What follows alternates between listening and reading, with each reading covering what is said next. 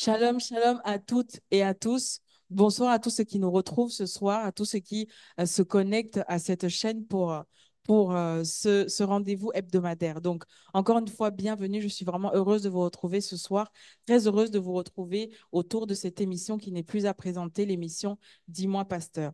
Aujourd'hui, la question qui est envoyée directement à notre pasteur afin qu'il puisse vraiment éclaircir cette personne dit ceci. Bonjour, pasteur. J'ai toujours médité la parole de Dieu et je la répète tous les jours. Mais quand je me concentre pour prier, je n'arrive pas à me concentrer sur Dieu. Donc, mon esprit s'en va dans tous les sens, il s'en va partout. Que dois-je faire pour régler ce problème? Pour répondre à toutes les questions qui vont du coup découler de ce thème, nous avons le pasteur Pascal. Shalom, pasteur. Shalom Lo, chers internautes, shalom, shalom chez vous. Donc, avant de rentrer dans le vif du sujet, pouvez-vous nous expliquer ce que c'est que finalement se concentrer? OK. C'est vrai, on parle beaucoup, il faut se concentrer, se concentrer. En fait, se concentrer, c'est le fait de se focaliser de manière consciente. Se focaliser de manière consciente sur une chose particulière. Donc, je me concentre sur quelque chose de particulier. Donc, je me focalise. Je mets toute mon attention sur la chose. C'est ça qu'on appelle se concentrer. Mais maintenant, en focalisant mon attention sur la chose ou l'objet, il faut que je travaille à l'intérieur de moi pour que je fasse abstraction à tout ce qui est distraction. Donc, la première des choses, c'est me focaliser de manière consciente sur quelque chose en faisant abstraction à toutes sortes de distractions. Donc, je fixe mon attention sur un objet, une chose, une personne. C'est ça qu'on appelle se concentrer sur une personne. En fait, il faut discerner que la concentration, dans les images que j'ai à l'intérieur. Je fais comme une pause à l'intérieur de moi parce que souvent, le cerveau humain, il va droit, il va à gauche, à droite. Mais quand je me concentre sur une chose, quand je focalise mon attention sur une chose, c'est comme si je faisais pause. Je me focalise par exemple sur ton verre, je fais pause, je ne vois plus que ça. Tout le reste n'est plus important. Il y a quelque chose, peut-être on en parlera, il faut que ça soit quelque chose de... Il faut que je fixe mon attention sur une image. Il faut que je vois la chose. Sinon, je ne peux pas parler de concentration. Parce que quand on parle de concentration, c'est d'abord l'attention, je fixe l'attention sur une chose, mais il faut que je reste focus, il faut que cette image-là, comme j'ai dit, reste en mode pause à l'intérieur de moi. Ça ne bouge pas.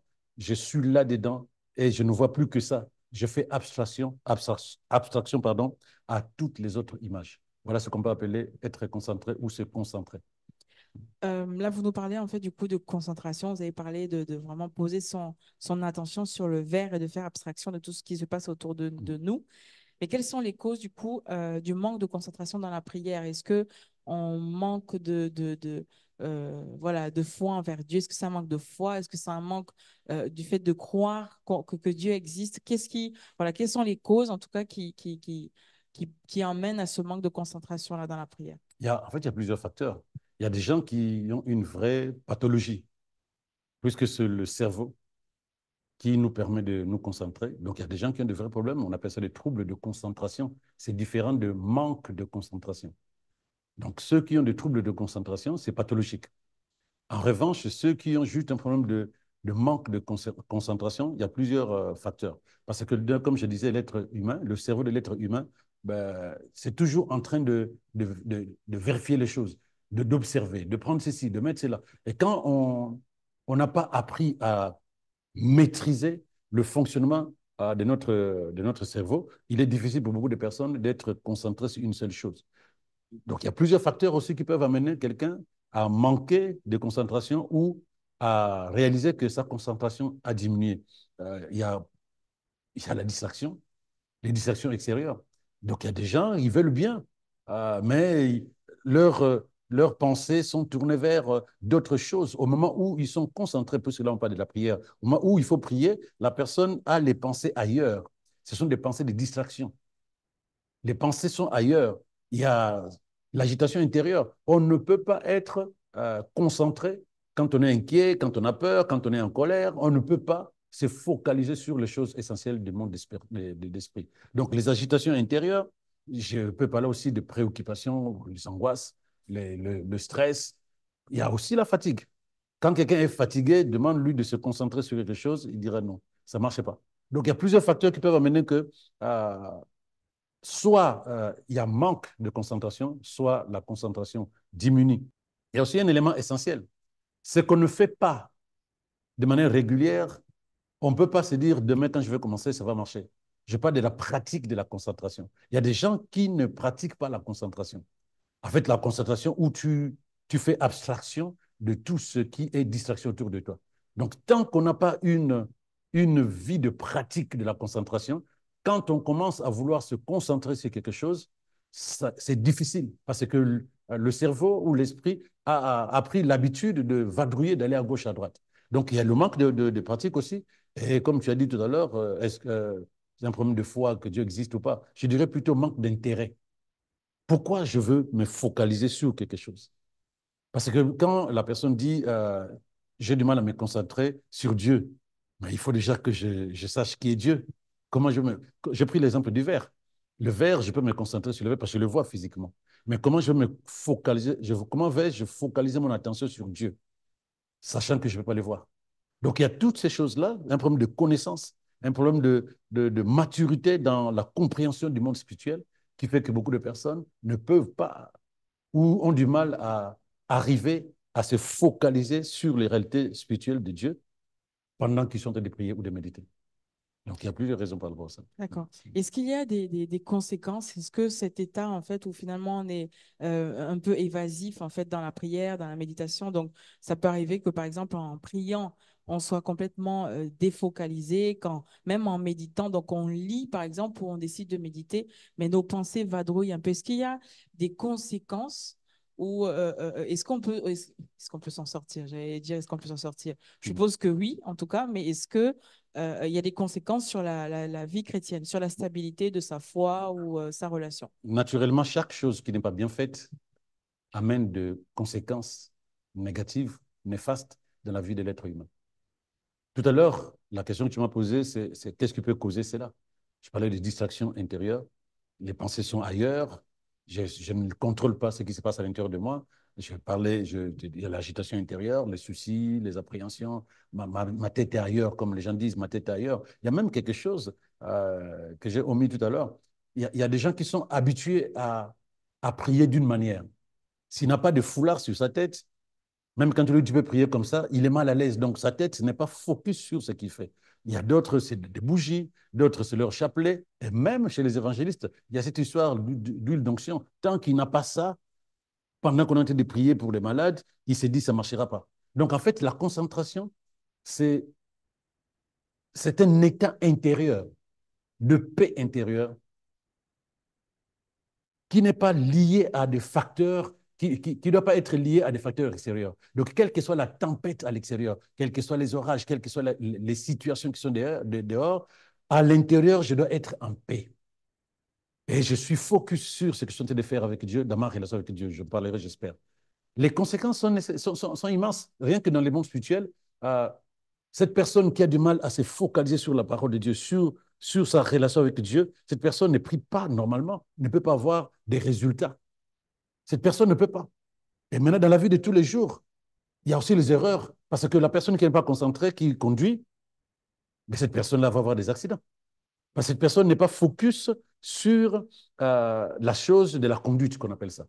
Et souvent, il faut que je précise que la concentration, ce n'est pas tu te pointes comme ça, tu dis, OK, je suis concentré, je ne fais plus rien. Non, non, non. La concentration, c'est je suis focalisé sur ce que je suis en train de faire, mais dans une paix à l'intérieur de moi. Ce n'est pas quelque chose d'intense.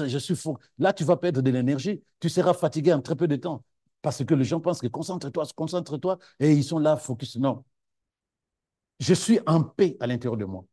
Et je fais ce que je fais. Mon esprit est totalement focus, attaché à l'objet de mon attention, si tu veux. Donc, tant qu'on n'a pas cette concentration, comme je disais, dans la relation avec Dieu, c'est une relation dégradée. On ne sait pas bien prier, on ne sait pas méditer, parce que 5 minutes après, on est sur autre chose. 3 minutes après, même quand l'Esprit veut te parler, non, tu es déjà déconnecté. les résultats ne sont pas excellents, si tu veux, parce que c'est un travail bâclé, parce que la personne n'est pas focus sur une seule chose. Qu'est-ce que je peux encore dire? Bon, il y a le retard dans le travail qu'on fait, parce que la concentration te permet de te focaliser sur une tâche, sur un objet, jusqu'à ce que tu termines la raison pour laquelle tu t'es focalisé sur ça. Donc, si je dois me concentrer sur la vaisselle, tant que je n'ai pas terminé ma vaisselle, je ne peux pas arrêter. Mais il y a des gens aujourd'hui qui peuvent commencer un travail, qui ne sont pas focus sur ce qu'ils ont commencé, ils sont sur autre chose déjà. Manque de concentration. On dira manque de discipline, mais ça va de pair, pardon. Diminution de la qualité du travail aussi, comme je l'ai dit tout à l'heure. Augmentation des frustrations parce qu'on s'est dit, purée, je ne sais pas toujours faire les choses comme il faut. La personne voit plutôt les résultats dégradés, voit le retard dans l'accomplissement de ses tâches. Il ne voit pas, cette personne ne voit pas effectivement que c'est lié à quelque chose de plus profond qu'on appelle le manque de concentration. Donc, les conséquences sont réelles. Je peux encore ajouter des trucs simples. Il y a des gens qui perdent des objets, ils perdent la clé. Parce que, tiens, mais je ne sais pas où j'ai mis ça. Concentration, manque d'attention, si tu veux. Parce qu'on dit concentration, les gens voient comme si. Non, c'était manque d'attention. Donc, il y a plusieurs raisons qui peuvent amener, plusieurs conséquences, si tu veux, qui peuvent découler du manque de concentration ou manque d'attention. D'accord, donc c'est vraiment quelque chose de primordial. Tout à fait. Pasteur, par rapport à la question qui vous a été envoyée ce soir, comment, donc là, vraiment de manière concrète, comment se concentrer sur Dieu pour ne pas se distraire pendant la prière? Donc, il y en a sûrement qui sont là, qui nous regardent et qui ont besoin de vraiment savoir, en fait, comment se focaliser sur Dieu lorsqu'on prend un temps, par exemple, de prière ou même de méditation, j'ai envie de dire, Oui. comment vraiment se focaliser sur ce qu'on est en train de lire, ce que on veut répéter, ruminer à l'intérieur de nous, ou sinon on prend un temps de prière et comment se focaliser, ne pas laisser nos pensées en fait aller de tous les côtés. Alors, je disais tout à l'heure que se concentrer, c'est focaliser son attention de manière consciente sur quelque chose.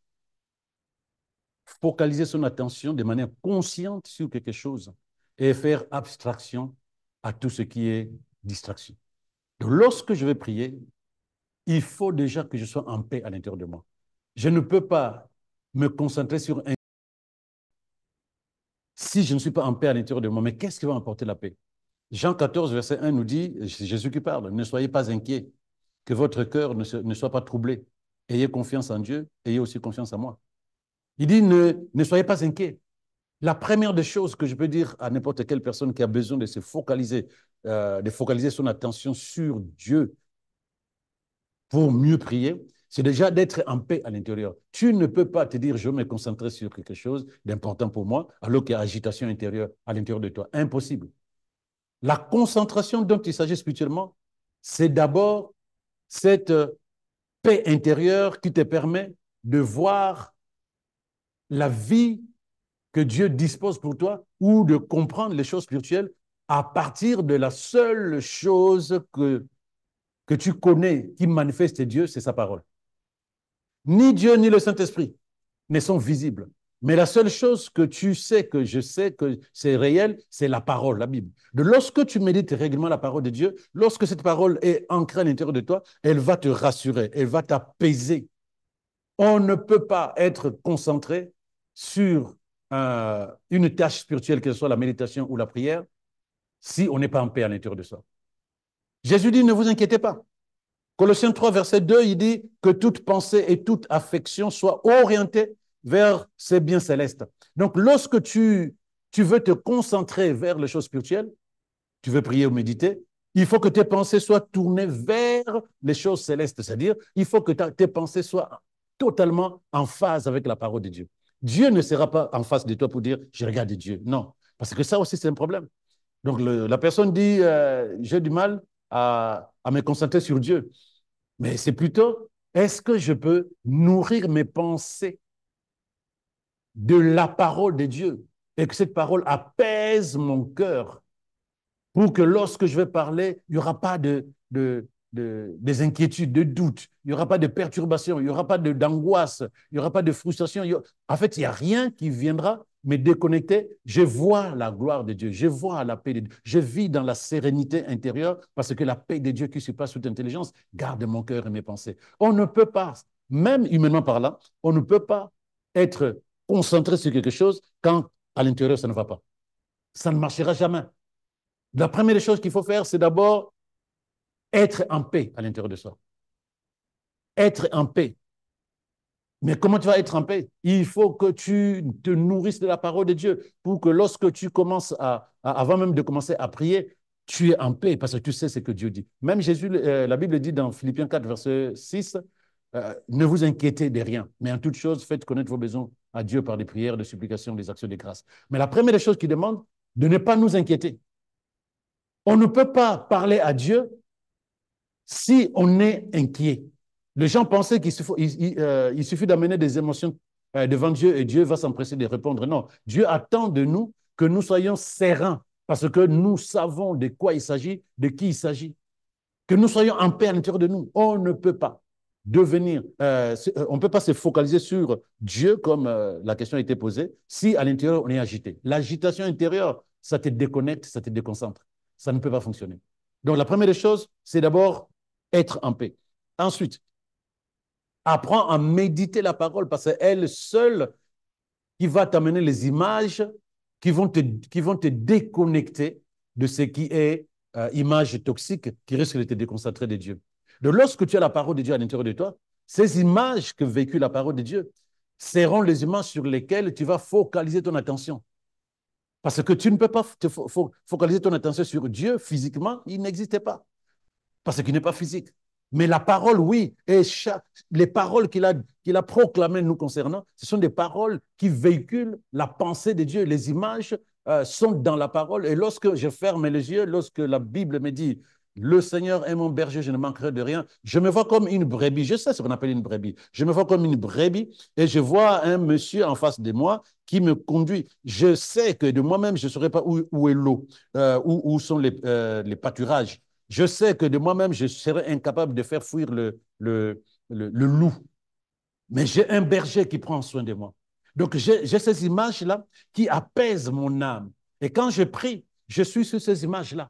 Quand je prie, là, je prends un exemple sur l'Éternel, mon berger, je suis sur ces images-là et je fais abstraction de tout le reste. Quand je dis tout le reste, l'inquiétude qui peut être générée parce que j'ai un problème à la maison, au travail, je n'ai pas mangé depuis 2 jours, tout ça disparaît parce que je sais que mon berger prend soin de moi. Et je vois ces images-là. Et l'Esprit me communique d'autres images encore, toujours derrière la parole de Dieu. Donc, tu ne peux pas être en paix tant que tu ne connais pas la vérité de ta vie dans la parole. Tu ne peux pas te focaliser sur Dieu si tu n'es pas focalisé, si tu ne focalises pas ton attention sur ce que véhicule sa parole. Ça, c'est très important.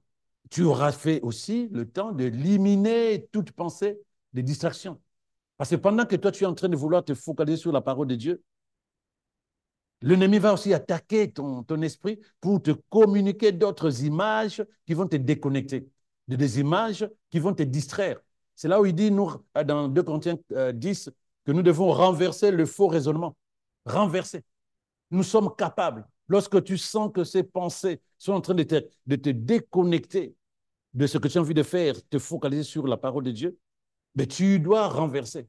Jérémie 1, verset 8 à 10 nous dit que Dieu nous a donné sa parole pour détruire, ruiner, anéantir. Donc tu sens que ça ne va pas te dire, ah, non, non, non, non, pensée de peur, pensée d'inquiétude, pensée de colère, je vous mets dehors, mais mon esprit est rempli de la paix de Dieu, je suis sereine, je vire tout esprit qui veut inspirer la colère, la peur, l'angoisse au-dedans de mon esprit. Je proclame que le Saint-Esprit de Dieu demeure en moi, car mon cœur, mon esprit, mon corps, c'est son temple. Il règne à l'intérieur de moi dans toute sa souveraineté, dans toute sa puissance, et il produit en moi la paix, il produit en moi la joie, l'assurance, la persévérance, la maîtrise, la confiance. Je suis en paix, je suis serein. Il faut d'abord que tu sois en paix. Il faut que tu élimines tout esprit de distraction.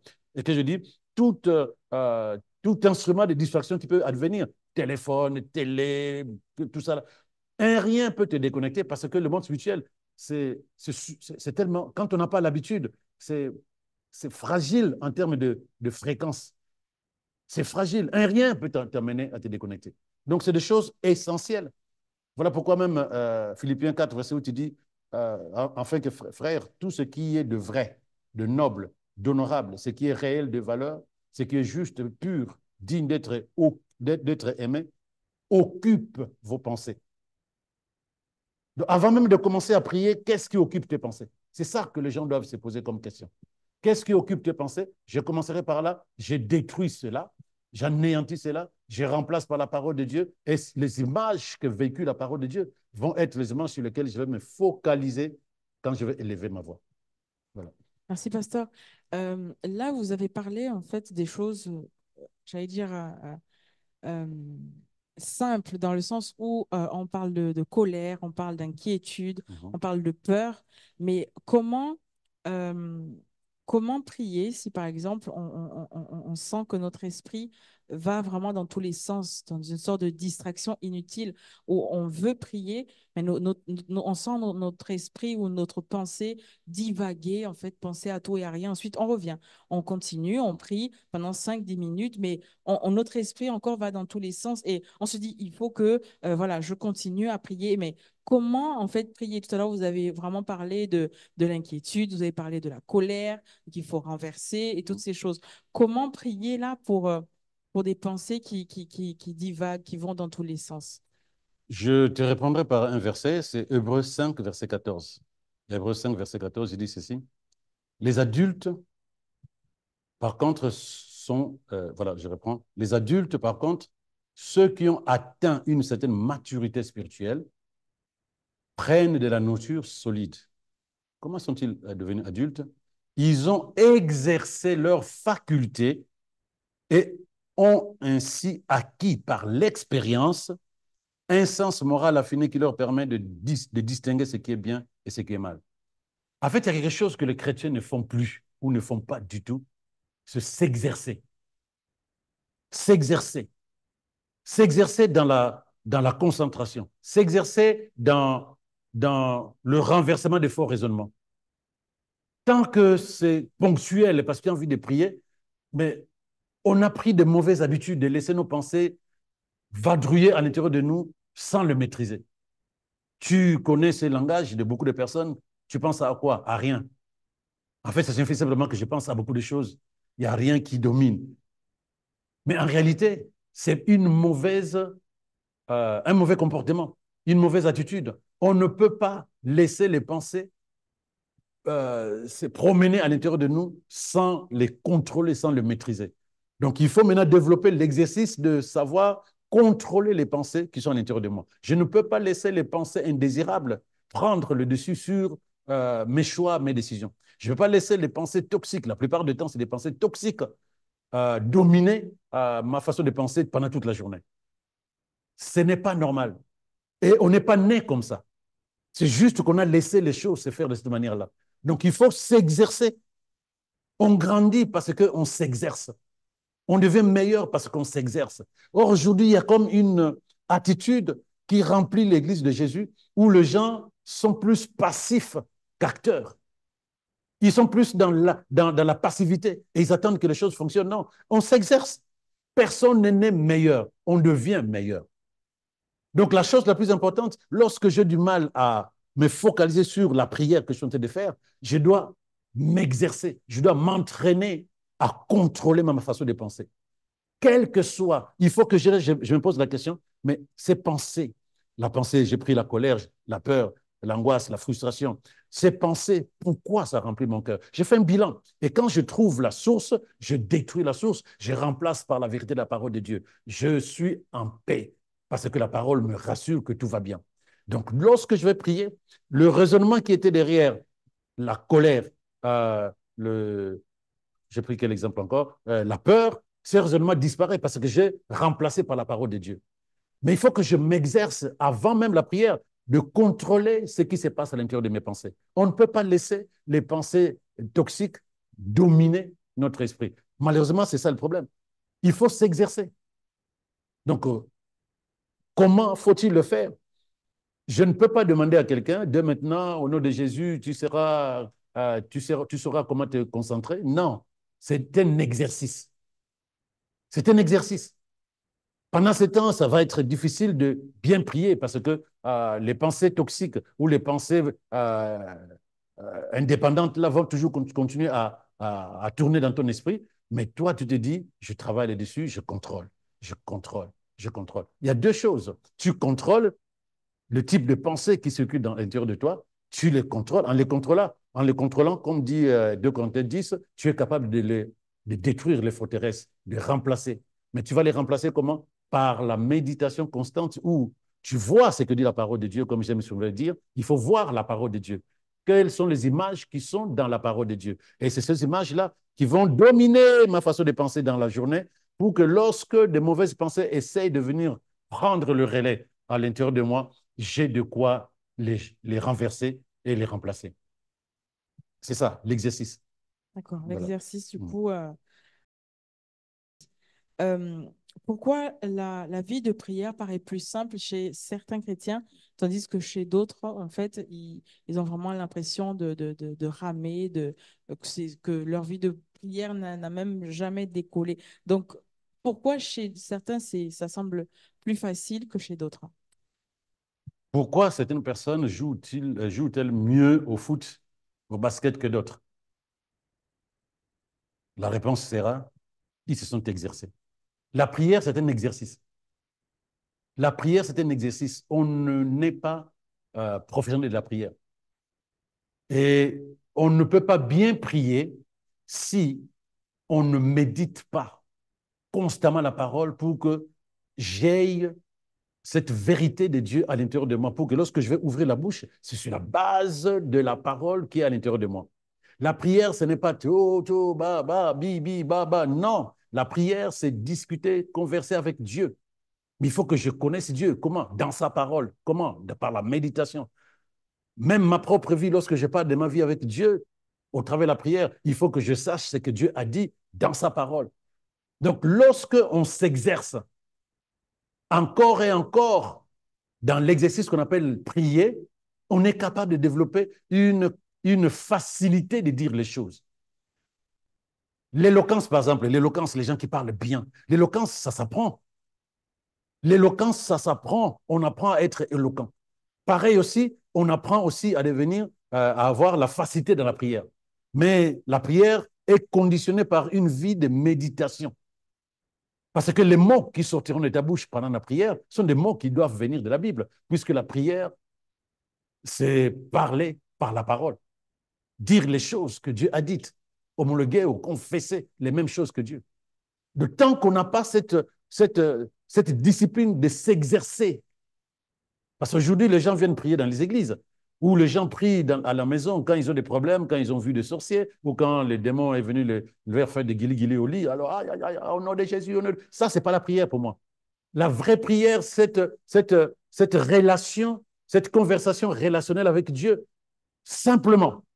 Soit je l'adore, soit je le loue, ou simplement cette capacité que j'ai de parler au monde spirituel, que ce soit Satan pour qu'il libère, que ce soit le royaume de Dieu pour que j'amène à manifestation les choses de Dieu qui sont à l'intérieur, qui sont dans le royaume qui m'appartiennent, parce que je suis héritier en Christ. Donc, il faut d'abord que je connaisse la vérité de la parole de Dieu.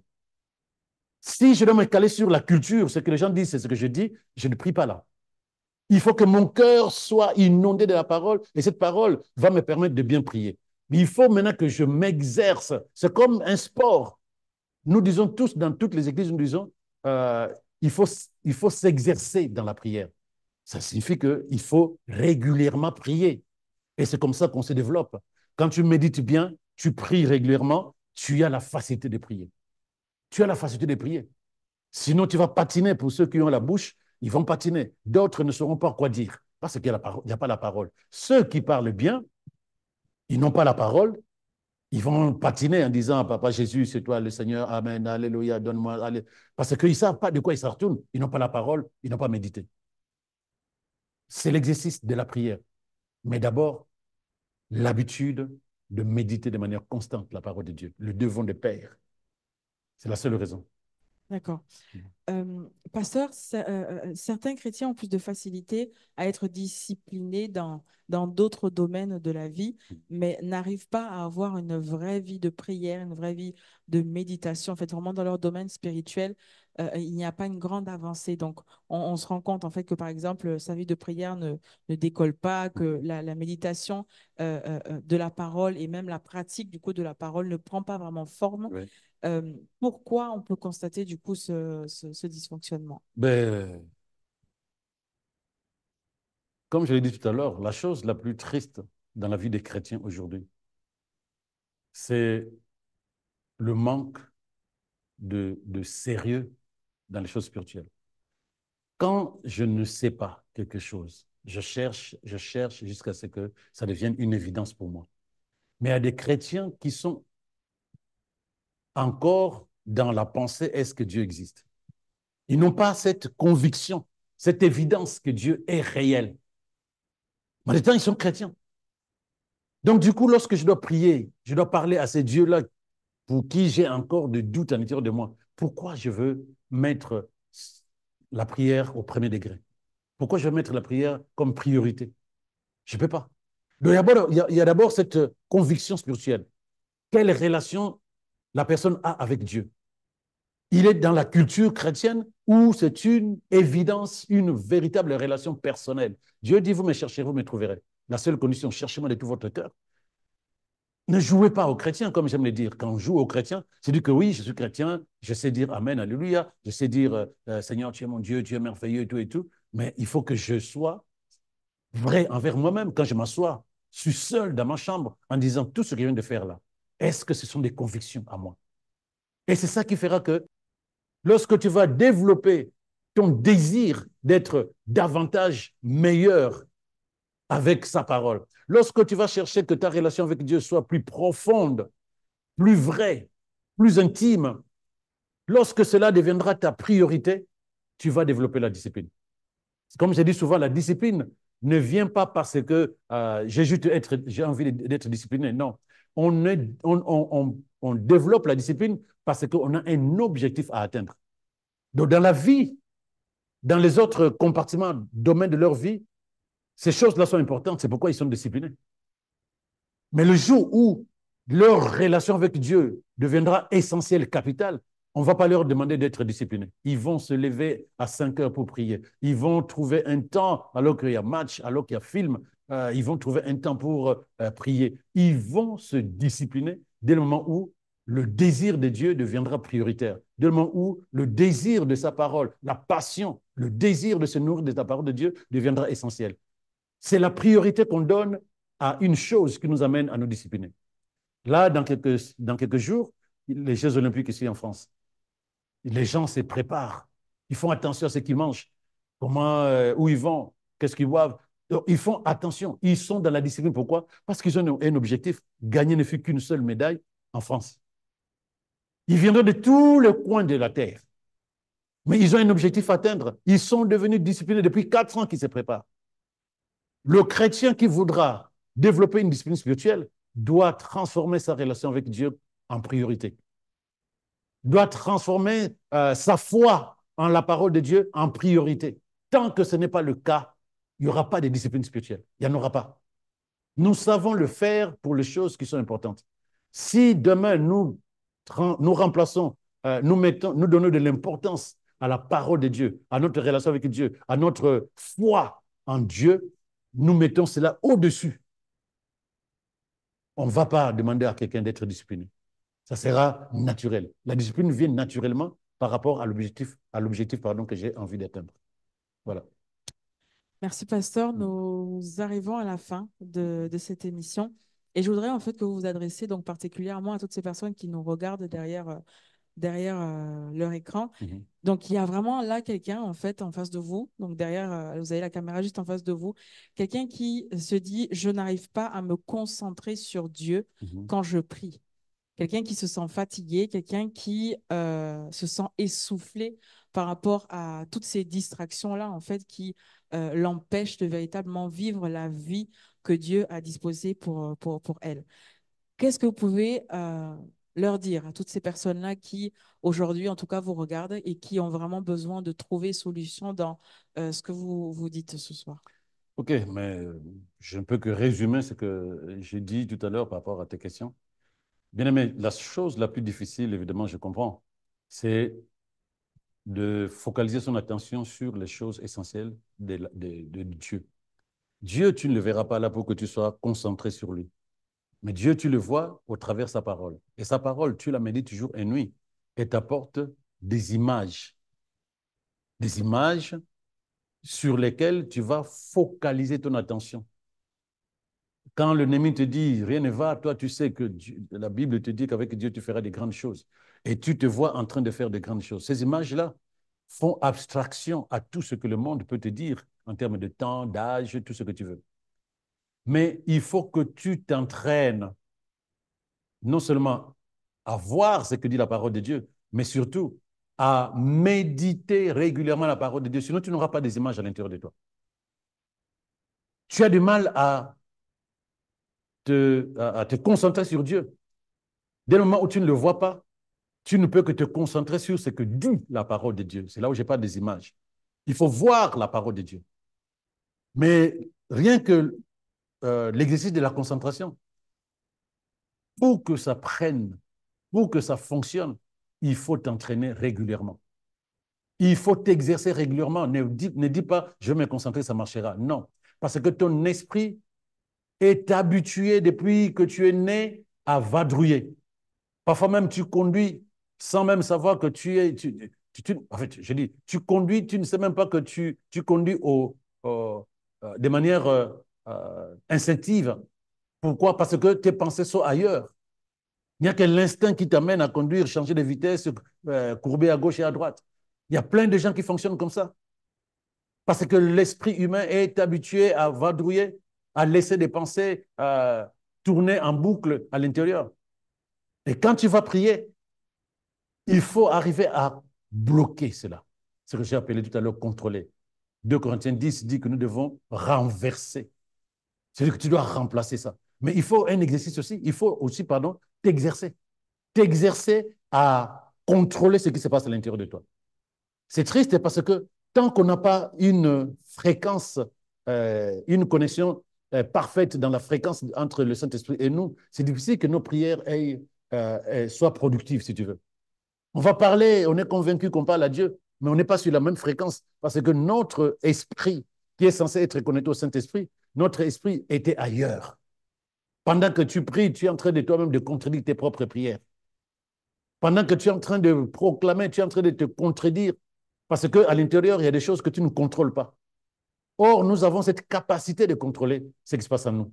Parce que le Saint-Esprit produit en nous la tempérance, entre autres. C'est-à-dire que cette manière de savoir nous retenir.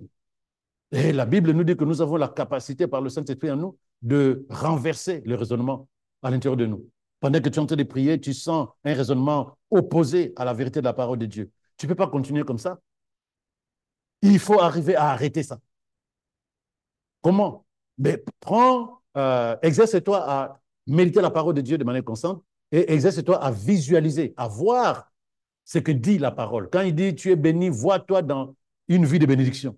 Quand il dit que c'est parce que tu es guéri, vois-toi en bonne santé. Il faut que tu vois et progressivement ton esprit va commencer à t'obéir. Sinon, ce sont les pensées indépendantes là qui vont dominer ton esprit. Et quand tu pries, c'est elles encore qui vont s'imposer, alors que toi, tu as besoin de voir la même chose que la parole de Dieu. Exerce-toi. Et la prière aussi, c'est essentiel, parce que derrière la prière, il y a la manifestation de ce que tu as vu dans la parole. Mais pour que cela se manifeste, il faut déjà que tu sois capable de voir la parole de Dieu. C'est la seule chose que je peux te dire là. Vois la parole de Dieu. Exerce-toi à contrôler les pensées indépendantes, les mettre de côté et remplis ton esprit des images que véhicule la parole que tu vas développer, que tu vas méditer régulièrement dorénavant et t'exercer dans la prière. Tu verras que ta vie va être propulsée. Et même ta vie de prière, comme la question a été posée, sera une vie de prière totalement transformée. Tu prendras plaisir à prier parce que tu es en phase avec le Saint-Esprit. C'est la seule chose que je veux te dire là-dessus. Il faut que le Seigneur te fortifie abondamment. Amen, amen. Merci, pasteur, pour ce merveilleux moment. Et je crois que vous avez, vous, derrière votre petit écran, été béni à travers tout ce qui a été dit sur ce plateau. Je vous invite comme ça, du coup, à partager afin qu'un plus grand nombre puisse vraiment en bénéficier sur les réseaux sociaux, sur vos statuts. N'hésitez vraiment pas à partager à un plus grand nombre de personnes. Je vous souhaite de passer une excellente soirée. Shalom, shalom, à la semaine prochaine.